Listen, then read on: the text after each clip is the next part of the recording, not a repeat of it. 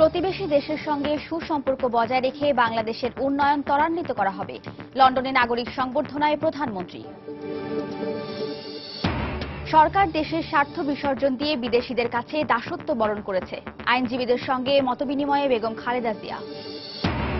4 বছর পর মালয়েশিয়ায় শ্রমিক পাঠানোর সুযোগ পাচ্ছে রিক্রুটিং এজেন্সিগুলো। প্ল্যান্টেশন ছাড়াও অন্য পেশায় নেওয়া হবে কর্মী, সরকারের কঠোর নজরদারির পরামর্শ। পতেঙ্গা সমুদ্র সৈকতের পাশে নতুন উপশহর গড়তে যাচ্ছে চট্টগ্রাম উন্নয়ন কর্তৃপক্ষ। থাকবে সব নাগরিক সুবিধা, অনুমোদন পেলেই জমি অধিগ্রহণ শুরু।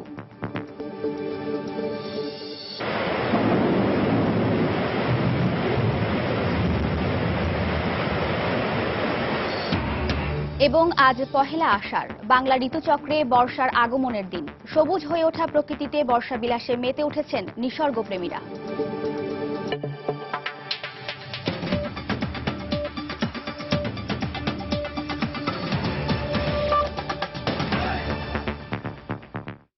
সময় সংবাদের সঙ্গে আছি আমি ওয়াহিদা স্বপ্না। 4 বছর পর মালয়েশিয়ায় শ্রমিক পাঠানোর সুযোগ পাচ্ছে রিক্রুটিং এজেন্সিগুলো। জনশক্তি রফতানিকারকদের সংগঠন বাইরা বলছে, এর মাধ্যমে নিশ্চিত হবে বছরে প্রায় 1.5 লাখ শ্রমিকের কর্মসংস্থান। তবে অভিবাসন খরচ নিয়ন্ত্রণে রাখতে ও দক্ষ শ্রমিক পাঠানো নিশ্চিত করতে সরকারকে কঠোর নজরদারির পরামর্শ রামরুর। বিস্তারিত জানাচ্ছেন সৌমিত্র শুভ্র। অটোমোবাইলের কাজ শিখছে কেউ বা শিখছে মেশিনারিজের কাজ। বাংলাদেশ কোরিয়া টেকনিক্যাল ট্রেনিং সেন্টারের এই শিক্ষার্থীদের চোখে স্বপ্ন পূরণের হাতছানি। কোর্সটা শেষ হলেই পাড়ি জমাবেন ভিন দেশে। তাদের অর্জিত বৈদেশিক মুদ্রায় বদলে যাবে পরিবারের আর্থিক অবস্থা। মালয়েশিয়ায় দীর্ঘদিন পর প্ল্যান্টেশন ছাড়াও অন্যান্য পেশায় বেসরকারিভাবে শ্রমিক নেওয়ার সম্ভাবনা তৈরি হয়েছে এমন খবরে জোরালো হয়েছে তাদের স্বপ্ন। মালয়েশিয়ায় বাংলাদেশের জন্য যাওয়াটা এর আগে ছিল যতটুকু সুবিধা, তার সাথে এখন যদি দক্ষভাবে যেতে পারি তাহলে আমরা অনেক বেশি সুবিধা পাবো। প্রাইভেট কোম্পানিকে দিবে, ওই ক্ষেত্রে দিলে তারা যদি আমাদের কাছ থেকে মোটা অ্যামাউন্ট নেয় তাহলে তো আমাদের জন্য যাওয়া ঝামেলাকর হয়ে যাবে। 2006 থেকে 2009 সালে মোট 5 লাখ বাংলাদেশি মালয়েশিয়ায় অভিবাসী হয়েছিলেন। বিভিন্ন গণমাধ্যমের তথ্য বলছে এর মধ্যে 3 লাখই গিয়েছিলেন অবৈধভাবে। এতে ওই বছরের পর বাংলাদেশ থেকে শ্রমিক নেয়াই বন্ধ করে দেয় দক্ষিণ পূর্ব এশিয়ার দেশটি। মালয়েশিয়ায় সম্প্রতি বেসরকারিভাবে শ্রমিক পাঠানোর যে প্রক্রিয়া শুরু হয়েছে, সেখানে দক্ষ জনশক্তিকে অবশ্যই অন্তর্ভুক্ত করতে হবে, নইলে অদক্ষ জনশক্তিকে রপ্তানি করা হলে অন্যান্য বারের মতো মালয়েশিয়ায় এই শ্রমবাজারও বন্ধ হয়ে যেতে পারে বলে আশঙ্কা করছেন তারা। হিউজ একটা মাইগ্রেশন কস্ট আমরা মালয়েশিয়ার ক্ষেত্রে দেখি। তো এই ব্যাপারগুলোতে আমাদের শুরু থেকে এক ধরনের একটা স্ট্রং মনিটরিং রেগুলেশন থাকতে হবে। যে কোনো রকমের ব্যর্থতার পরিচয় দেই তাহলে কিন্তু আমরা আবার বড় ধরনের একটা কলাপসের শিকার হব এই বাজারটা ধরতে গিয়ে। 2012 সাল থেকে দুই সরকারের মধ্যে চুক্তির মাধ্যমে শ্রমিক পাঠানো শুরু হলেও 3 বছরে মাত্র 7,000 শ্রমিক যেতে পেরেছেন। এমন বাস্তবতাই গভর্নমেন্ট টু গভর্নমেন্ট বা G2G পদ্ধতি সংস্কার করে এতে বেসরকারি জনশক্তি রপ্তানিকারকদের অন্তর্ভুক্ত করার প্রক্রিয়া শুরু করেছে সরকার। প্রতি বছরে 1 থেকে 1.5 লক্ষ লোক মালয়েশিয়া অতিরিক্ত যাওয়ার সম্ভাবনা আমরা দেখছি। যেখানে সিলেকশন হবে তখন আমরা যে পদ্ধতিতে লোক সিলেক্ট করতাম সেই পদ্ধতিতে লোক সিলেকশন হবে।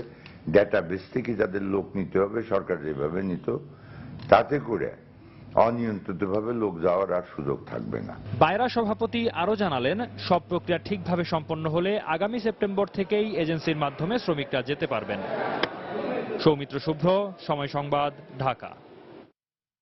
অবশেষে যুক্তরাষ্ট্রের আপিল আদালতে নির্ধারণ হতে যাচ্ছে বাংলাদেশি সহ কাগজপত্রহীন 50 লাখ অভিবাসীর ভাগ্য। আগামী 6 জুলাইয়ের পর প্রেসিডেন্ট বারাক ওবামার স্থগিতাদেশের ওপর শুনানি অনুষ্ঠিত হবে।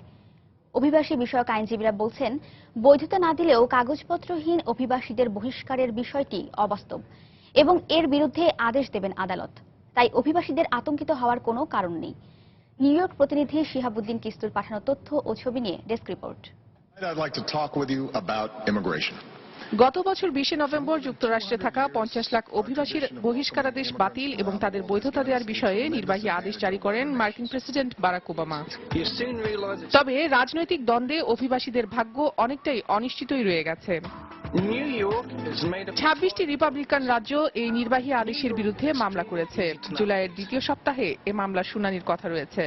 যুক্তরাষ্ট্রের ফেডারেল আপিল আদালতের 5ম সার্কিট কোর্ট নির্ধারণ করবেন 66% এশীয় সহ কাগজহীন অভিবাসীদের ভাগ্য। অভিবাসীদের বৈধতার পক্ষে বিভিন্ন সামাজিক ও বেসরকারি সংগঠনগুলোর সঙ্গে কাজ করছে দক্ষিণ এশীয় অভিবাসীদের সংগঠন দেশ is rising up and movement drum.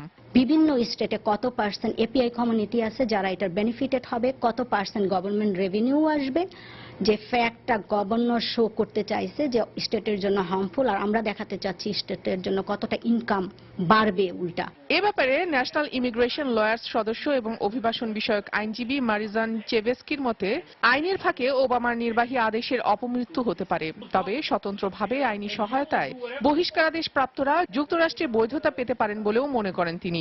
Directly connected to Bangladesh, and nationals of Bangladesh, particularly in this situation today, can be easily helped. এদিকে অভিবাসন বিষয়ে দক্ষ বাংলাদেশি আইনজীবী নাজমুল আলম জানান, শুনানির ফলাফল যাই হোক, কাগজহীন অভিবাসীদের শঙ্কিত হওয়ার কিছুই নেই।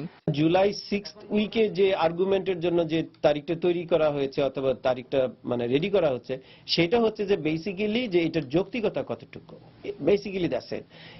ইমিগ্রেশনে অ্যাকচুয়ালি কি এই লোকগুলাকে বৈধতা দেওয়া উচিত হবে কি হবে না, this is none of actually the court business. আশার কথা, ওবামার নির্বাহী আদেশের আলোকে যুক্তরাষ্ট্র কংগ্রেসকে যথাযথ পদক্ষেপ নেয়ার দিক নির্দেশনা দিতে পারে, যার ফলে কাগজহীন অভিবাসীদের বৈধতায় নতুন সম্ভাবনার দ্বার উন্মোচিত হবে। সময় সংবাদ, নিউ ইয়র্ক। হবিগঞ্জের নবীগঞ্জে ট্রাক ও প্রাইভেট কারের মুখোমুখি সংঘর্ষে এক নারীসহ 5 জন নিহত হয়েছেন, আহত হয়েছেন আরও 2 জন। সকালে ঢাকা সিলেট মহাসড়কের দেবপাড়া এলাকায় এ দুর্ঘটনা ঘটে। পুলিশ ও স্থানীয়রা জানায়, ঢাকা থেকে সিলেটগামী পণ্য বোঝাই একটি ট্রাক ওই এলাকায় পৌঁছালে বিপরীত দিক থেকে আসা একটি প্রাইভেট কারের সঙ্গে সংঘর্ষ হয়। এতে ঘটনাস্থলেই এক নারী সহ 5 জন মারা যান। এ ঘটনায় আহত 2 জনের মধ্যে একজনকে সিলেট ওসমানী মেডিকেল কলেজ হাসপাতালে ভর্তি করা হয়েছে। নিহতদের মধ্যে শাহ আলম নামে একজনের পরিচয় পাওয়া গেছে। তার বাড়ি সিলেটের জৈন্তাপুরের গিলাতেল এলাকায়। দুর্ঘটনা কবলিত প্রাইভেট কারের চালক ছিলেন তিনি। প্রধানমন্ত্রী শেখ হাসিনা বলেছেন, প্রতিবেশী দেশগুলোর সঙ্গে সুসম্পর্ক বজায় রেখে বাংলাদেশের উন্নয়ন ত্বরান্বিত করা হবে। সেই সঙ্গে ভৌগোলিক অবস্থানকে কাজে লাগিয়ে দেশের উন্নতি করাই এখন সরকারের একমাত্র লক্ষ্য। রোববার লন্ডনে যুক্তরাজ্য আওয়ামী লীগের পক্ষ থেকে দেয়া নাগরিক সংবর্ধনায় এসব কথা বলেন প্রধানমন্ত্রী। ভারতের সঙ্গে স্থল সীমান্ত চুক্তি সহ বিভিন্ন ক্ষেত্রে সরকারের সাফল্যের জন্য রোববার সেন্ট্রাল লন্ডনের পার্কলেন হোটেলে প্রধানমন্ত্রী শেখ হাসিনার সম্মানে এক নাগরিক সংবর্ধনার আয়োজন করে যুক্তরাজ্য আওয়ামী লীগ। এতে প্রধানমন্ত্রী বলেন, প্রতিবেশী দেশের সঙ্গে সুসম্পর্ক বজায় রেখে বাংলাদেশের উন্নয়ন ত্বরান্বিত করাই তার সরকারের প্রধান লক্ষ্য। মিয়ানমার, ভারত, চীন, বাংলাদেশ, এই 4 দেশ মিলে আমরা যৌথভাবে আমাদের যোগাযোগ, কানেক্টিভিটি, অর্থনৈতিক উন্নয়নের পরিকল্পনা নিয়েছি, যেটা BCIM নাম দিয়ে আমরা সে ব্যবস্থা নিয়েছি। আমরা এই প্রতিবেশী দেশগুলির সাথে একটা সুসম্পর্ক রেখে যোগাযোগের মাধ্যমে সার্বিক উন্নয়ন করা একটাই লক্ষ্য, যে দক্ষিণ এশিয়ায় বাংলাদেশ তার ভৌগোলিক অবস্থানের কারণে যে গুরুত্ব রয়েছে, সেই গুরুত্বটাকে কাজে লাগিয়ে দেশের মানুষের উন্নতি করা। আমি একটা কথা প্রতিবেশীদের সাথে বলি, যে আমাদের একটাই হচ্ছে কমন এনিমি। এই কমন এনিমিটা কি? এটা হচ্ছে পভার্টি। পভার্টি হচ্ছে আমাদের কমন এনিমি। এর বিরুদ্ধে আমাদেরকে সকলে এক হয়ে ফাইট করতে হবে এবং বাংলাদেশকে আমাদের গড়ে তুলতে হবে সেইভাবে। শুধু আমার নিজের দেশের কথা ভাবলে চলবে না, আমার প্রতিবেশী দেশ, নেইবারিং কান্ট্রি, তাদের কথা ভাবতে হবে যে আমরা এর বিরুদ্ধে ফাইট করব। বাংলাদেশ হবে 2021 সালের মধ্যে উন্নত সমৃদ্ধ বাংলাদেশ। সংবর্ধনা অনুষ্ঠানে আরও বক্তব্য রাখেন বঙ্গবন্ধুর নাতনি টিউলিপ সিদ্দিক সহ 6 জন ব্রিটিশ এমপি। এ সময় আরও উপস্থিত ছিলেন প্রধানমন্ত্রীর তথ্য ও প্রযুক্তি বিষয়ক উপদেষ্টা সজীব ওয়াজেদ জয়, বঙ্গবন্ধু কন্যা শেখ রেহানা এবং পররাষ্ট্র প্রতিমন্ত্রী শাহরিয়ার আলম। গত 12 জুন ব্যক্তিগত সফরে লন্ডন যান প্রধানমন্ত্রী শেখ হাসিনা। আগামী 17 জুন বাংলাদেশের উদ্দেশ্যে লন্ডন ত্যাগ করার কথা রয়েছে তার। সময় সংবাদ, যুক্তরাজ্য। বিএনপি চেয়ারপারসন বেগম খালেদা জিয়া বলেছেন, সরকার দেশের স্বার্থ বিসর্জন দিয়ে বিদেশিদের দাসত্ব বরণ করেছে। গতরাতে রাজধানীর গুলশানে তার কার্যালয়ে ময়মনসিংহের বিএনপি-পন্থী আইনজীবীদের সঙ্গে মতবিনিময়কালে বেগম জিয়া এ মন্তব্য করেন। এ সময় তিনি বলেন, দেশে এখন কোনো গণতন্ত্র নেই, একটি পরিবারের নেতৃত্বে রাজতন্ত্র চলছে। পাকিস্তান একজনের শাসন নয়, এখানে চলছে যেমন রাজতন্ত্র, এখানে পুরো রাজতন্ত্র, এক পরিবারের শাসন, এক পরিবার সবকিছু পাবে, সবকিছু করবে। দেশের মানুষ ভাত পাক আর না পাক, কিন্তু ওই পরিবারের সুবিধা সব থাকতে হবে, এইগুলো অবস্থা। তাহলে দেশে হয়ে গেছে রাজতন্ত্র, গণতন্ত্র নেই, গণতন্ত্র নির্বাসিত, জনগণের কোনো মৌলিক অধিকার নেই। নর্থ বেঙ্গল ওদিকে যদি যান, বগুড়া কিংবা আপনার যেদিকে যান ওদিকে গেলে আপনাকে তো যমুনা সেতু ক্রস করতে হবে। যমুনা সেতু ক্রস করতে গেলে আপনাকে টোল দিতে হবে না? অন্য অনেকেই আমাদের দেশ ব্যবহার করতে পারবে, কিন্তু টোল দিবে না, তার কোনো টাকা পয়সা দেবে না, কিছু না। এটা তো কখনো আমরা দেখিনি। বন্ধুত্ব ভালো, কিন্তু নিজের স্বার্থ বিষয়ের জন্য বন্ধুত্ব, এরকম বন্ধুত্ব তো কেউ চায় না। বন্ধুত্ব হতে হবে সমানে সমান, সমানে সমান হলে সেটাকেই বলে বন্ধুত্ব। আর না হলে সমানে সমান যদি না হয়, তাহলে সেটা বন্ধুত্ব হয় না, দাসত্ব হয়। অবৈধভাবে সম্পদ অর্জনের মামলায় ত্রাণ ও দুর্যোগ ব্যবস্থাপনা মন্ত্রী মোফাজ্জল হোসেন চৌধুরী মায়াকে হাইকোর্টের দেয়া খালাসের রায় বাতিল করে নতুন করে আপিল শুনানির আদেশ দিয়েছেন আপিল বিভাগ। তবে জামিন আবেদন নিয়ে কোর্ট কোনো নির্দেশ না দেওয়ায় আওয়ামী লীগের এই নেতার জামিনে থাকতে কোনো বাধা নেই বলে জানান দুদকের আইনজীবী খুরশিদ আলম খান। 29 লাখ টাকা অবৈধ সম্পদের মালিক হওয়ার অভিযোগে তত্ত্বাবধায়ক সরকারের আমলে 2007 সালের 13 জুন আওয়ামী লীগ নেতা মোফাজ্জল হোসেন চৌধুরী মায়ের বিরুদ্ধে সূত্রাপুর থানায় মামলা দায়ের করে দুর্নীতি দমন কমিশন। 8 মাসের মধ্যে মামলার কার্যক্রম শেষ করে সে সময় আত্মগোপনে থাকা অভিযুক্তকে 13 বছরের কারাদণ্ড দেন ঢাকার বিশেষ জজ আদালত। একই সঙ্গে 5 কোটি টাকা জরিমানা এবং 6 কোটি টাকার সম্পদ বাজেয়াপ্ত করারও আদেশ দেন আদালত। আওয়ামী লীগ ক্ষমতায় আসার পর এই রায়ের বিরুদ্ধে মায়া হাইকোর্টে আপিল করেন এবং জামিন নেন। আপিলের শুনানি শেষে 2010 সালের 27 অক্টোবর বিচারপতি সৈয়দ মাহমুদ হোসেন এবং বিচারপতি গোবিন্দ্রচন্দ্র ঠাকুরের হাইকোর্ট বেঞ্চ বিশেষ জজ আদালতের রায় খারিজ করে মায়াকে খালাস দেন। মোফাজ্জল হোসেন চৌধুরী মায়া সাহেব হাইকোর্টে আপিল করেছিলেন, আপিল মঞ্জুর করে ওনাকে খালাস দিয়েছিল, কিন্তু ওই 27 ধারার উপর ইন্ডিপেন্ডেন্ট কোনো ফাইন্ডিংস হাইকোর্ট ডিভিশনের ওখানে ছিল না। আমাদের আবেদন মঞ্জুর করে বিষয়টি নিষ্পত্তি করেছেন এবং মোফাজ্জল হোসেন চৌধুরী মায়াকে হাইকোর্ট ডিভিশন যে বেকসুর খালাস দিয়েছেন সেটা বাতিল করে দিয়েছেন। রোববার দুপুরে প্রধান বিচারপতি এস.কে. সিনহার নেতৃত্বে আপিল বিভাগের 3 সদস্যের বেঞ্চ হাইকোর্টের আদেশের বিরুদ্ধে দুদকের লিভ টু আপিল মঞ্জুর করে পুনরায় শুনানির আদেশ দেন। বিশেষ জজ আদালতের এগেইনস্টে তো ওনার আপিল ছিল, এখন সেই আপিলটা পেন্ডিং থাকলো।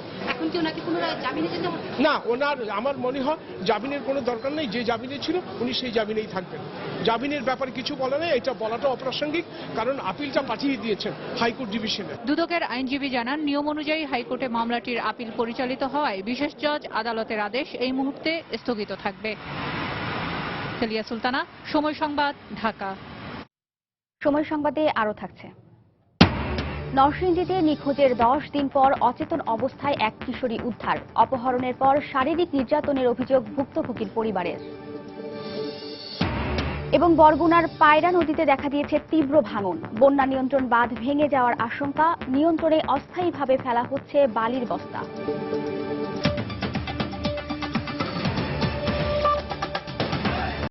পহেলা আষাঢ় আজ।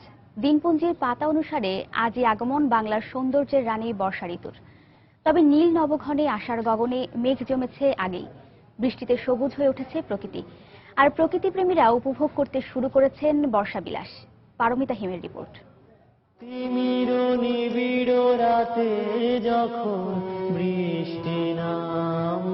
আকাশ জুড়ে মেঘের ঘনঘটা, একই দিনের শুরু না শেষ ঠিক বোঝা যায় না। হঠাৎ গর্জন করে ওঠে মেঘরাজ। ঝুমঝুম শব্দে চারিদিকে অজস্র জলের কোলাহল। এ যে আষাঢ় শ্রাবণের মাস, এ যে বর্ষা। প্রকৃতির সাথে সাথে যেন ভিজে যায় মন, সিক্ত হয় হৃদয়। একটা সিক্ত আবহাওয়া, একটা হৃদয় খোলা ভাব আছে না।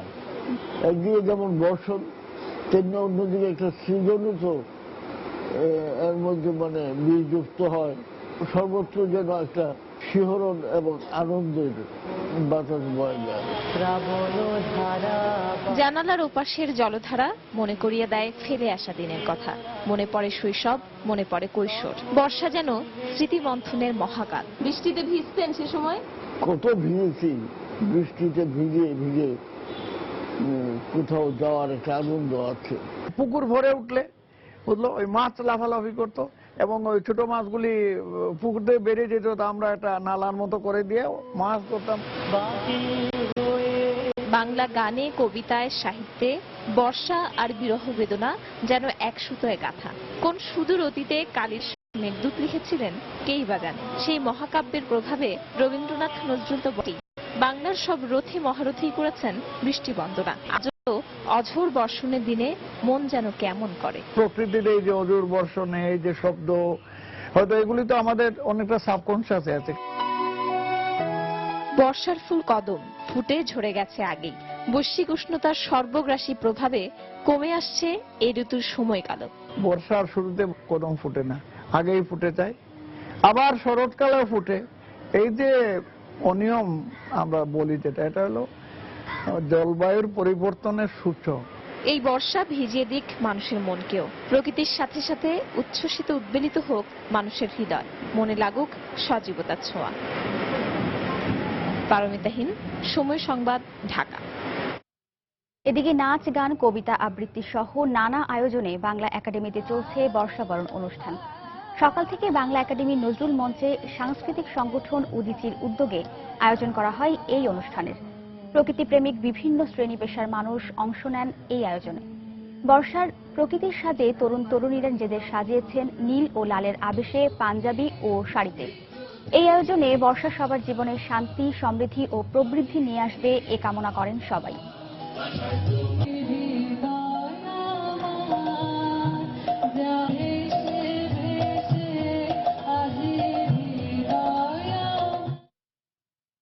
পতেঙ্গা সমুদ্র সৈকতের পাশে আউটার রিং রোড ঘেঁষে নান্দনিক আবাসিক এলাকা সহ নতুন উপশহর গড়তে যাচ্ছে চট্টগ্রাম উন্নয়ন কর্তৃপক্ষ সিডিএ।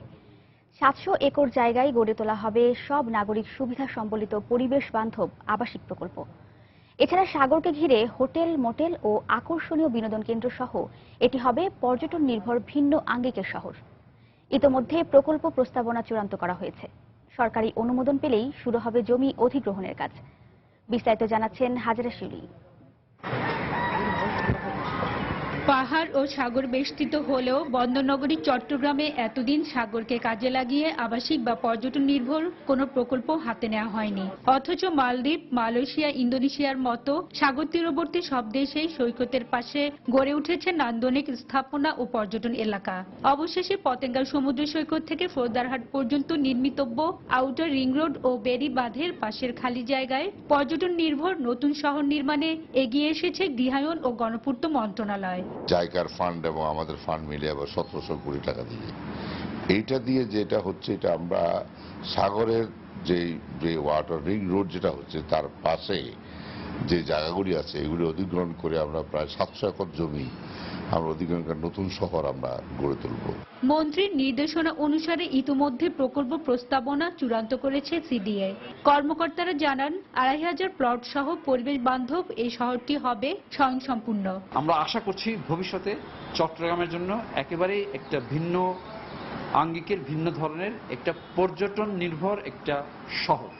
এছাড়া দ্বিতীয় পর্যায়ে আউটার রিং রোডের পাশে সৈকতের অগভীর এলাকা থেকে জমি উদ্ধার করে আধুনিক পর্যটন জোন করার পরিকল্পনা রয়েছে সিডিএর। এতে বৈদেশিক মুদ্রা আয়ের সুযোগও বাড়বে। পর্যটন নির্ভর সব স্থাপনা সেট করে এখানে আমরা ল্যান্ড রিক্লেমেশন একটা প্রজেক্ট আমরা নিতে পারি ভবিষ্যতে, এটা সেকেন্ড ফেজ হিসেবে। স্পেশাল পর্যটন এলাকার মতো যদি একটা দ্বীপ তৈরি করা যায় যেখানে শুধুমাত্র পর্যটন রিলেটেড কর্মকাণ্ডগুলি চলবে এবং সেটা বিদেশিদের জন্য উন্মুক্ত করে দেওয়া যাবে, সে যদি ওটা আমরা করতে পারি তাহলে চট্টগ্রাম অঞ্চলে প্রচুর ফরেন কারেন্সি বা রেভিনিউ ইনকাম হবে। প্রকল্পটি বাস্তবায়নে প্রাথমিকভাবে ব্যয় ধরা হয়েছে 870 কোটি টাকা। হাজরা শিউলি, সময় সংবাদ, চট্টগ্রাম। নরসিংদীতে নিখোঁজের 10 দিন পর অচেতন অবস্থায় এক কিশোরীকে উদ্ধার করেছেন স্থানীয়রা। শনিবার রাতে শিবপুর উপজেলার আমতলা বাজারের পাশকে উদ্ধারের পর চিকিৎসার জন্য ওই কিশোরীকে নরসিংদী জেলা হাসপাতালে ভর্তি করা হয়েছে। পরিবারের অভিযোগ, তাকে পাশবিক নির্যাতন করে হাত পা বেঁধে অচেতন অবস্থায় মহাসড়কের পাশে ফেলে দেওয়া হয়। নরসিংদী থেকে কাউসার আহমেদের তোলা ছবি ও আশিকুর রহমান পিয়ালের পাঠানো তথ্য নিয়ে ডেস্ক রিপোর্ট। 4 জুন মেজ বোনের বাড়ি থেকে বড় বোনের বাড়ি যাওয়ার পথে নিখোঁজ হয় 16 বছরের এই কিশোরী। এরপর টানা 10 দিন কোনো খোঁজ মেলেনি তার।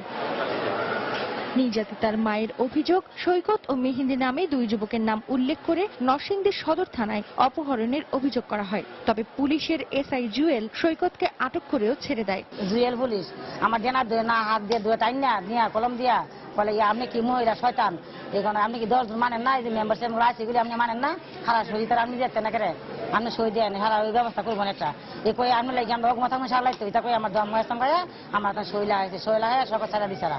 নির্যাতিতা কিশোরী জানায়, দাসপাড়া মহল্লার সৈকত মিয়া দীর্ঘদিন ধরে বিয়ের প্রস্তাব দেওয়া সহ উত্ত্যক্ত করে আসছিল। তার প্রস্তাবে রাজি না হওয়ায় সৈকত মিয়া, মেহেদি সহ 5 জন তাকে অপহরণ করে শারীরিক নির্যাতন চালায়। শুধু আমি শুনতে পারছি মানে অন্য বাচ্চার লোকরা বৈরব বৈরব বলতেছে বলে, তখন আমার একটা ইনজেকশন মারছে, তারপরে আমি আর কিছুই বলতে পারতাম না। যখন আমার জ্ঞান ফিরে আসছে, একটা ছোট্ট রুমের একটা বাথরুমের দরজা আর শুধু মেন দরজা ছাড়া কোনো ইয়া নাই, জানলা কিছু নাই। ওদের কাছে পানি চাইলে ওরা গরম চা আমার মুখে ঢেলা দিত, তারপরে যদি আবার রিকোয়েস্ট করতাম তাহলে বরফের টুকরা মুখে দিয়ে মুখ বাইরে দিয়ে দিত।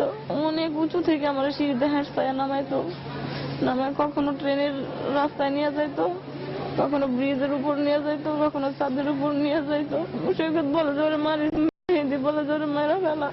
চিকিৎসকরা জানান মেয়েটি মানসিকভাবে অনেকটা বিপর্যস্ত। সে এখন পুরোপুরি খাবার খেতে পারছে না, আমরা তাকে লিকুইড জাতীয় খাবার দিয়ে তাকে কিছুটা স্টেবল এবং অন্যান্য স্যালাইন বা ফ্লুইড, অ্যান্টিবায়োটিক এবং ড্রেসিং যেটা করা দরকার সেগুলি দিয়ে মেন্টালি তাকে সাপোর্ট দেওয়ার চেষ্টা করছি। এদিকে চিকিৎসাধীন কিশোরীকে হেফাজতে নিয়েছে পুলিশ।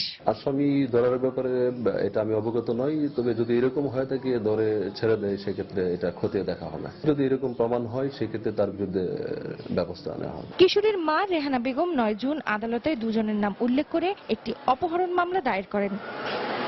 সময় সংবাদ, নরসিংদী। হঠাৎ করে বরগুনার পায়রা নদীতে দেখা দিয়েছে তীব্র ভাঙন।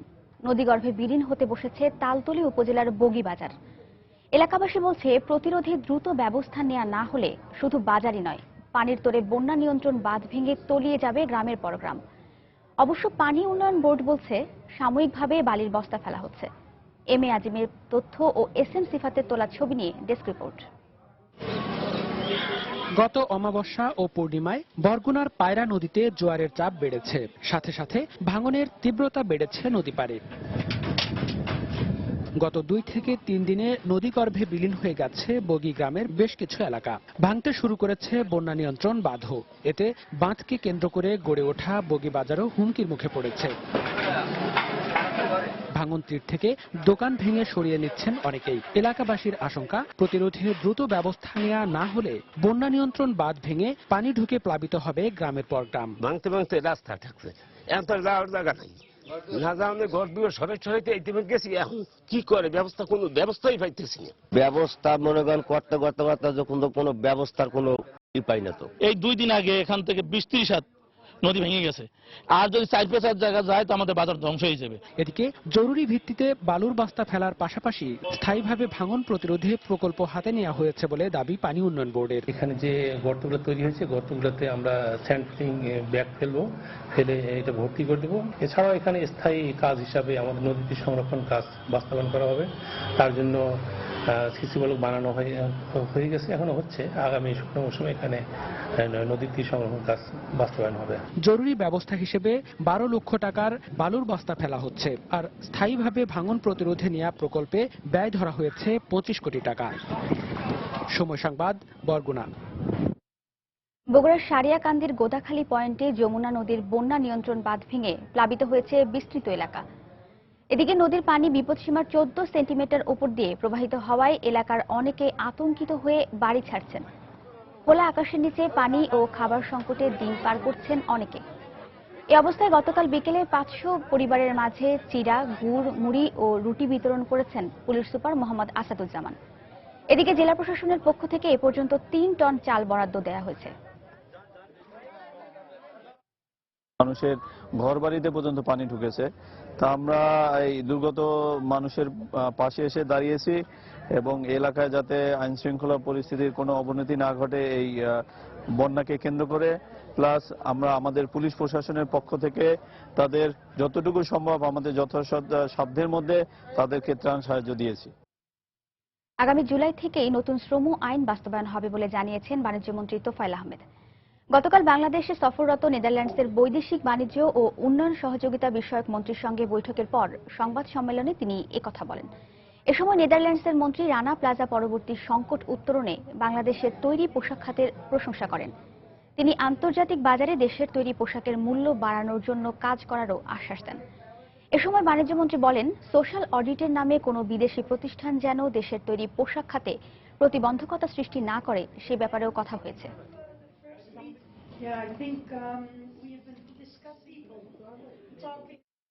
সোশ্যাল অডিটের নামে আননেসেসারি যাতে কোনো বাধার সৃষ্টি করা না হয়। অ্যাকর্ড অ্যালায়েন্স আমাদের কারখানা পরিদর্শন করবে, ঠিক আছে ঠিক নাই, কিন্তু অন্যান্য অভ্যন্তরীণ ব্যাপারে তাদের হস্তক্ষেপ করার কোনো অধিকার নেই। We have amended our level law in the floor of the house, in the parliament, কিন্তু আমাদের রুলটা করতে দেরি হয়েছে। কিছুদিন আগে, সপ্তাহ দুয়েক আগে আমরা সেই রুল করে ফেলেছি।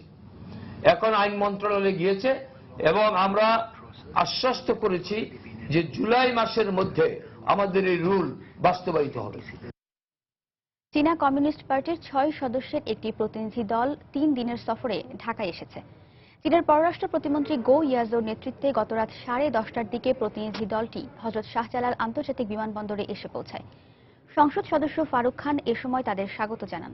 আজ দুপুরে আওয়ামী লীগের সাধারণ সম্পাদক সৈয়দ আশরাফুল ইসলাম ও সন্ধ্যায় বিএনপি চেয়ারপারসন বেগম খালেদা জিয়ার সঙ্গে প্রতিনিধি দলটির বৈঠক করার কথা রয়েছে।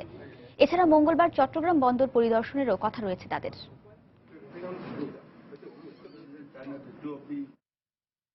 প্রতিবেশী দেশ ভারত সহ শীত প্রধান দেশগুলোতে ক্রমেই জনপ্রিয় হচ্ছে পাট ও তুলার মিশ্রণে তৈরি জুটনের পোশাক। ব্যবসায়ীরা বলছেন, জুটনের ব্যবহার বাড়লে পাটের ব্যবহার বাড়ার পাশাপাশি কমবে তুলা আমদানির ওপর চাপ, সেই সঙ্গে হবে বিপুল কর্মসংস্থান। তবে বিশ্ববাজারে জায়গা করে নিতে পোশাক সহ জুটন পণ্যের প্রসারে ফ্যাশন প্রমোটরদের এগিয়ে আসার আহ্বান নতুন উদ্যোক্তাদের। বিস্তারিত কামরুল হাসান সবুজের রিপোর্টে। বৈচিত্র্যের হাত ধরে স্বাচ্ছন্দ্য আর সৌন্দর্য সচেতনতায় নতুন ডিজাইনই দখল করে নেয় বিশ্ববাজার। নতুনত্বের এই ধারা ধরে বাজারে ক্রমেই জায়গা করে নিচ্ছে জুট কটন মিলিয়ে তৈরি জুটনের পোশাক। জুটনের এই টপস দেখে বোঝার উপায় নেই এসব পোশাকে তুলার চেয়ে বেশি ব্যবহার করা হয়েছে পাটের আঁশ। ছেলেদের জন্য তৈরি হচ্ছে জিন্স কোট সহ নানা ধরনের পোশাক। পোশাক ছাড়াও তৈরি হচ্ছে পার্স ব্যাগ, পর্দা সহ সৌন্দর্য বর্ধক নানা উপকরণ। ফ্যাশন ডিজাইনাররা বলছেন, বাংলাদেশের নতুন জুটনের পোশাকের চাহিদা বিদেশেই বেশি। তবে চাহিদার সঠিক কোনো পরিসংখ্যান না থাকলেও তাদের দাবি ক্রমেই বাড়ছে এসব পোশাকের ব্যবহার। জুটনটাকে এক্সপোর্ট নিয়ে চিন্তা করছি, কারণ চাহিদা তো বিদেশে বেশি, ঠান্ডার দেশে চাহিদা বেশি। আর পাটপণ্য নিয়ে কাজ করা ব্যবসায়ীরা বলছেন, জুটনের ব্যবহার বাড়লে একদিকে যেমন বাড়বে পাটের চাহিদা, অন্যদিকে কিছুটা হলেও কমবে বড় অঙ্কের তুলা আমদানির ওপর চাপ, পাশাপাশি বাড়বে কর্মসংস্থানের সুযোগ। ইয়ার্ন এবং ফেব্রিক বেচে যদি আপনি $1,000 থেকে $1,500 পান, ডাইভার্সিফাইড প্রোডাক্ট বেচে আপনি $5,000 থেকে $10,000 পর্যন্ত পাবেন। নন কনভেনশন মানে এক টন মাল বানাতে 10 টাইমস বেশি লেবার লাগে। তবে বাজার দখলে এই পোশাকের প্রসারে ফ্যাশন প্রমোটরদের এগিয়ে আসার আহ্বান নবীন ডিজাইনারদের। যারা গ্রেট থিঙ্কার্স ফ্যাশনের, তাদেরকে এগিয়ে আসতে হবে জুটনকে প্রমোট করার জন্য। জুটন তৈরির প্রধান উপাদান পাট উৎপাদনে জগৎখ্যাত বাংলাদেশ, তাই এখানকার ব্যবসায়ীরা জুটন পণ্যের কাঁচামালের যোগান সহ নানা ক্ষেত্রে পাবেন বাড়তি সুবিধা, এমন দাবি সংশ্লিষ্টদের। কামরুল হাসান সবুজ, সময় সংবাদ, ঢাকা। সৈয়দপুরে মাছ চাষ করে অনেকেরই আর্থিক অবস্থার উন্নতি হয়েছে, কিন্তু বর্তমানে মাছের খাবারের দাম বেড়ে যাওয়ায় লোকসানের মুখে পড়েছেন চাষিরা। পাশাপাশি ভেজাল খাদ্যে বাজার সয়লাভ হওয়ায় বিপাকে পড়েছেন তারা। এ অবস্থায় খাদ্যের দাম নিয়ন্ত্রণ ও ভেজাল খাদ্য বাজারজাত বন্ধের দাবি জানিয়েছেন মাছ চাষিরা। জেলা প্রতিনিধি মফিজুর রহমান রিপনের পাঠানো তথ্য ও ছবি নিয়ে ডেস্ক রিপোর্ট। শরীয়তপুরের 6 উপজেলার বিভিন্ন স্থানে গড়ে উঠেছে অসংখ্য মাছের খামার। এসব খামারের চাষিরা বাড়তি টাকা দিয়েও পাচ্ছেন না মানসম্মত মাছের খাবার, আর এই ভেজাল খাবার খাওয়ানোর কারণে অনেক খামারের মাছ মরে যাচ্ছে। এছাড়া আড়তদারদের কাছে মাছ বিক্রি করায় লভ্যাংশের একটি বড় অংশ চলে যায় মধ্যস্বত্বভোগীদের হাতে। এ অবস্থায় সরকারের প্রতি ভেজাল খাদ্য প্রস্তুতকারী ও বাজারজাতকারীদের বিরুদ্ধে আইনানুগ ব্যবস্থা গ্রহণের দাবি জানিয়েছেন তারা। এই ফিড ভেজাল হওয়ার কারণে আমাদের লাভ হইতেছে না, এবং কি দিন দিন অনেক বদলা কামলা দিয়ে আমাদের পোষায় না। ভেজালের কারণে মাছ যেহেতু বলার কথা মাছটা বলতেছে না, আমাদের খুব লোকসান হইতেছে। এই ফিডটা কোনো কার্যকরী হয় না, এই কারণে মনে করেন আমরা মাছ ধরি আসারি। আদারের কারণে মাছ বলে না, আদারের কারণে মাছ খাড়িয়ে থাকে, মাছ নষ্ট হয়ে যায়, এবং মনে করেন মাছ আমাকে বহুত মাছ মারা গেছে। এদিকে মাছের খাবার পরীক্ষা করে ভেজাল খাবারের সাথে জড়িতদের বিরুদ্ধে আইনানুগ ব্যবস্থা নেওয়ার আশ্বাস দিলেন মৎস্য বিভাগের এ কর্মকর্তা। আমরা অবশ্যই যে খাবারগুলোকে আমরা টেস্টে পাঠাবো, আমাদের খাবার টেস্ট করার ব্যবস্থা আছে, তারপর দেখবো খাবারের অবস্থাটাকে, এবং সেখানে যদি কোনো খারাপ বা ভেজাল পাই আমরা অবশ্যই আইনের আশ্রয় নিব।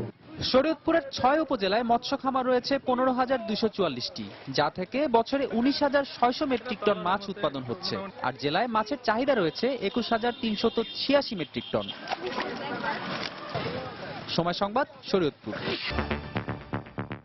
দেখছেন সময় সংবাদ। ৭১ মানবতা বিরোধী অপরাধের মামলায় পটুয়াখালীর ফোরকান মল্লিকের বিরুদ্ধে রায় ঘোষণার জন্য অপেক্ষমান রেখেছেন আন্তর্জাতিক অপরাধ ট্রাইব্যুনাল ২। এর আগে গতকাল সকালে আসামিপক্ষের আইনজীবী আব্দুস সালাম যুক্তিতর্ক উপস্থাপন করেন।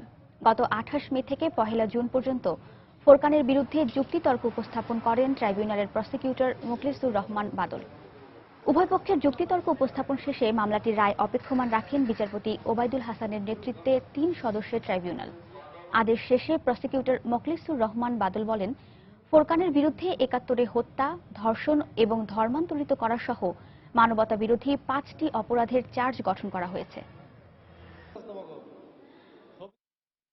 ডিফেন্স পক্ষ থেকে আমার এই সাক্ষীদের এবং এই ডকুমেন্টকেও তারা কোনো রকমের আনশেকেন করতে পারেননি, এবং আমি মনে করি প্রসিকিউশনের পক্ষ থেকে যে সমস্ত কিছু সন্দেহ উঠতে বিয়ন্ড রিজনেবল ডাউট এই আসামির বিরুদ্ধে 5টি চার্জেই আমরা সমস্ত সন্দেহের উঠতে প্রমাণ করতে সক্ষম হয়েছি বিধায় আমরা প্রসিকিউশনের পক্ষ থেকে সর্বোচ্চ শাস্তি মৃত্যুদণ্ডই মাননীয় ট্রাইব্যুনালের নিকট একমাত্র কাম্য। কমপ্লিটলি একটা কমপ্লেন্ট কেস থেকেই মামলাটা হয়েছে, ব্যক্তিগত ক্রোধের কারণে এই মামলাটা এই পর্যন্ত গড়িয়েছে। একদম নিতান্ত অসহায় পরিবারের লোক, এই মামলাতে অ্যাসিস্ট করার মতো সামর্থ্য অবস্থা নেই, কিন্তু আদালতের সহযোগিতায় থাকার কারণে আমি মামলা কন্টেস্ট করার সুযোগ পেয়েছি, এবং আমি এটা প্রমাণ করতে পেরেছি যে প্রসিকিউশনের মামলা কমপ্লিটলি ফেল। কখনোই সে রাজাকার ছিল এটা এস্টাবলিশ করার সুযোগ তাদের হয়নি। মানব পাচার রোধে বাংলাদেশ ও মিয়ানমার একসঙ্গে কাজ করবে বলে জানিয়েছেন বিজিবির অতিরিক্ত মহাপরিচালক মোহাম্মদ হাবিবুল করিম। গতকাল বিকেলে কক্সবাজারে বর্ডার গার্ড বাংলাদেশ বিজিবি ও মিয়ানমার বর্ডার গার্ড পুলিশ বিজিপির রিজিয়ন কমান্ডার পর্যায়ে পতাকা বৈঠক শেষে একথা জানান তিনি। হোটেল ওশান প্যারাডাইসে বেলা 11টায় বৈঠক শুরু হয়। এতে বিজিবির 23 সদস্যের প্রতিনিধি দলের নেতৃত্ব দেন দক্ষিণ পূর্ব রিজিয়নের কমান্ডার ও অতিরিক্ত মহাপরিচালক মোহাম্মদ হাবিবুল করিম। অন্যদিকে মিয়ানমারের 17 সদস্যের প্রতিনিধি দলের নেতৃত্ব দেন বিজিপির region commander brigadier general Thin Koko. বৈঠকে দ্বিপাক্ষিক বিভিন্ন সমস্যা ও স্বার্থ সংশ্লিষ্ট বিষয়ে আলোচনা হয়েছে বলেও জানিয়েছেন হাবিবুল করিম। ভারতের 2টি সেফ হোমে দীর্ঘ 9 বছর আটক থাকার পর বাংলাদেশি 3 কিশোরকে হস্তান্তর করা হয়েছে। বন্দি বিনিময় চুক্তি অনুযায়ী তাদের বাংলাদেশের কাছে হস্তান্তর করা হয়। গতকাল দুপুরে হিলি ইমিগ্রেশন চেকপোস্ট দিয়ে ভারতের পুলিশ বাংলাদেশের পুলিশের কাছে তাদের হস্তান্তর করে। এ সময় ভারতের দক্ষিণ দিনাজপুরের চাইল্ড কোঅর্ডিনেটর সুরজ দাস, বাংলাদেশ মহিলা সমিতির লিগ্যাল কাউন্সিলর মনিম সহ দুদেশের সীমান্তরক্ষী বাহিনীর সদস্যরা উপস্থিত ছিলেন। হস্তান্তর হওয়া 3 কিশোরের নাম আকরাম উদ্দিন, মনিম খান এবং নিপুণ মণ্ডল। 2006 সালে পাচারকালে দিল্লি পুলিশ তাদের আটক করে। বয়স কম হওয়ায় তাদের সেফ হোমে পাঠানো হয়। দেশের বাইরের খবর। আল কায়েদার অন্যতম সাবেক নেতা মুখতার বিন মুখতার লিবিয়ায় মার্কিন বিমান হামলায় নিহত হয়েছেন। এই তথ্য নিশ্চিত করেছেন দেশটির উচ্চপদস্থ নিরাপত্তা কর্মকর্তারা। 2 বছর আগে আলজেরিয়ার একটি গ্যাস ফিল্ডে হামলা চালিয়ে 40 বিদেশি নাগরিককে হত্যা করায় আন্তর্জাতিক গোয়েন্দা সংস্থাগুলোর ওয়ান্টেড সন্ত্রাসীদের তালিকায় শীর্ষে উঠে যায় মুখতারের নাম। এরপর থেকেই মধ্যপ্রাচ্যের বিভিন্ন দেশে পালিয়ে বেড়াচ্ছিলেন তিনি। এর আগেও বেশ কয়েকবার মুখতারের মৃত্যুর সংবাদ গণমাধ্যমে প্রচার করা হয়। তবে এবার পেন্টাগন জানিয়েছে তার অবস্থান নিশ্চিত করেই হামলা চালায় মার্কিন জোট বাহিনী। একসময়ে আল কায়েদার অন্যতম শীর্ষ এই নেতা পরে নিজের একটি জঙ্গি সংগঠন গড়ে তোলায় আল কায়েদা থেকে বিচ্ছিন্ন হয়ে যান।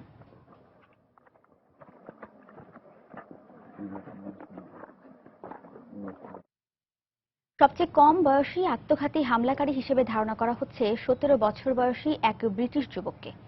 রোববার সামাজিক যোগাযোগ মাধ্যমে তার ছবি সহ পরিচয় প্রকাশ করে আইএস। তালহা আজমল নামে ওই যুবক ব্রিটেনের পশ্চিম ইয়র্কশায়ারের বাসিন্দা বলে আইএস এর পক্ষে থেকে দাবি করা হয়। শনিবার ইরাকের বাইজি শহরের একটি তেল শোধনাগারে চালানো আত্মঘাতী হামলায় নিহত হন কমপক্ষে 11 জন। আইএস এর ওই বিবৃতিতে বলা হয়, হামলায় অংশ নেয়া আইএস এর 4 সদস্যের একজন আজমল, যদিও সে সময় তার নাম আবু ইউসুফ আল ব্রিটানি বলেও দাবি করে আইএস। এর আগে 2005 সালে লন্ডনে একটি আত্মঘাতী বোমা হামলা চালায় 19 বছর বয়সী আরেক ব্রিটিশ যুবক হাসিব হুসেইন।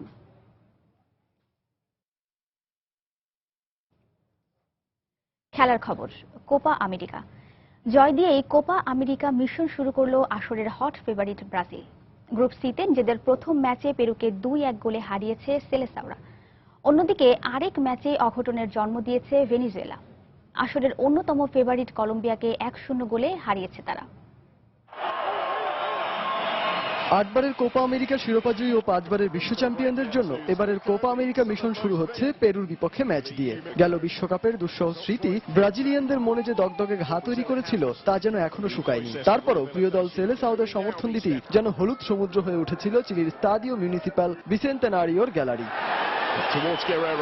ম্যাচের শুরুতেই মাত্র 3 মিনিটের মাথায় স্ট্রাইকার ক্রিশ্চিয়ান কুয়েভার গোলে লিড পায় পেরু। মাঠে দর্শকরা যেন তখনও ঠিকঠাক ভাবে নিজের সিটেই বসেননি। তবে পেরুর সেই উৎসবকে মুহূর্তেই ধূলিসাৎ করে দেন ব্রাজিলিয়ান সুপারস্টার নেইমার। সমর্থকদের মনের ভয়কে দূর করে বার্সা সতীর্থ দানি আলভেজের বাড়ানো বলে দুর্দান্ত এক হেডে ম্যাচে সমতা আনেন তিনি। ম্যাচে তখন সময় গড়িয়েছে মাত্র 5 মিনিট। এরপর দ্বিতীয়ার্ধে আক্রমণের ধার আরো বাড়ায় দুঙ্গার ব্রাজিল। 52 মিনিটে নেইমারের শট বারে লেগে ফিরে এলে দুশ্চিন্তার ছায়া ভর করে ব্রাজিলিয়ান শিবিরে। মাঝে অবশ্য পেরুর বেশ কয়েকটি আক্রমণ কাঁপিয়ে দিয়েছিল ব্রাজিলের রক্ষণ দুর্গ। তবে দ্বিতীয়ার্ধের ইনজুরি টাইমে সেই নেইমারের অ্যাসিস্ট করা বলেই গোল করে ব্রাজিলিয়ান সমর্থকদের সব মনের ভয় দূর করেন বদলি খেলোয়াড় ডগলাস কস্তা। শেষ পর্যন্ত ওই 2-1 গোলের জয়ের পাশাপাশি পূর্ণ পয়েন্ট নিয়ে কোপা আমেরিকায় নিজেদের নবম শিরোপা জয়ের মিশন শুরু করলো নেইমার লুইসরা। আরেক ম্যাচে স্তাদিও এল টেনিয়েন্তে ভেনিজুয়েলার বিপক্ষে প্রত্যাশিত জয় দেখতে মাঠে উপস্থিত হয়েছিলেন হাজারো কলম্বিয়ান সমর্থকরা। সেই সাথে দলের সেরা তারকা রাদামেল ফ্যালকাও ও হ্যামেস রদ্রিগেজ থাকায় ফেভারিটও ছিল তারা। অবশ্য খেলার শুরুতে তারা ভেনিজুয়েলাকে চেপেও ধরেছিল, কিন্তু কাঙ্ক্ষিত গোলের দেখা পেতে কলম্বিয়ানদের অপেক্ষার প্রহরটা যেন বাড়ছিলই। প্রথমার্ধটা আক্রমণ পাল্টা আক্রমণে কাটলেও গোল পায়নি কেউই। দ্বিতীয়ার্ধে ম্যাচের 60 মিনিটে গুয়েরের অ্যাসিস্ট করা বলে স্ট্রাইকার রন্ডন গোল করলে ভেনিজুয়েলার সমর্থকরা খুঁজে পান উৎসবে মেতে ওঠার উপলক্ষ। এরপর ভেনিজুয়েলা অতিরিক্ত রক্ষণাত্মক কৌশল বেছে নিলে বাকিটা সময়েও গোল আদায় করতে পারেনি হোসে পেকারম্যানের শিষ্যরা। ফলে কোপা আমেরিকার এবারের আসরে শুরুতেই হারের বেদনার সঙ্গী হয় কলম্বিয়া। সজল মিত্র, রিচার্ড, সময় সংবাদ। ইউরো 2016 এর বাছাই পর্বের খবর। ইউরো বাছাই পর্বে গ্রুপ ইতে স্লোভেনিয়াকে 3-2 গোলে হারিয়ে পূর্ণ পয়েন্ট নিয়ে চূড়ান্ত পর্ব নিশ্চিত করেছে ইংল্যান্ড। ইংলিশদের হয়ে ম্যাচে জোড়া গোল করেছেন জ্যাক উইলশের। আরেক ম্যাচে গ্রুপ সিতে বেলারুশের বিপক্ষে 1-0 গোলের কষ্টার্জিত জয় পেয়েছে সাবেক বিশ্ব চ্যাম্পিয়ন স্পেন। এলজুবেল জানায়, ম্যাচের 37 মিনিটেই ইংলিশদের অবাক করে জোসেফ ইলিচের বাড়িয়ে দেয়া বল থেকে স্লোভেনিয়াকে এগিয়ে দেন স্ট্রাইকার নোভাকোভিচ। এরপর দ্বিতীয়ার্ধে 57 মিনিটে রয় হডসনের শিষ্যদের হয়ে ম্যাচে সমতা আনেন জ্যাক উইলশের। আর 73 মিনিটে থ্রি লায়ন্সদের হয়ে নিজের দ্বিতীয় গোল ম্যাচে লিড এনে দেন ওই উইলশের। অবশ্য এর 11 মিনিট পরেই জোকিচের বাড়ানো বল ইংলিশদের জালে পাঠিয়ে ম্যাচের সমতা আনেন স্লোভেনিয়ান স্ট্রাইকার পেস্কিন।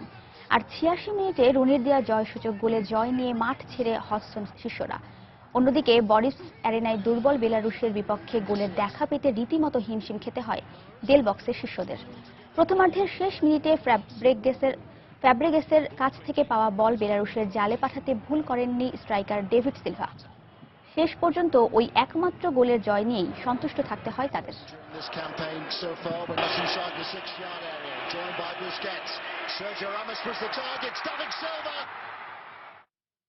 এবার West Indies Australia test series প্রসঙ্গ। জ্যামাইকার স্যাবাইনা পার্কে 2 ম্যাচ সিরিজের দ্বিতীয় টেস্টে ওয়েস্ট ইন্ডিজকে 277 রানে হারিয়ে হোয়াইট ওয়াশ করল অস্ট্রেলিয়া।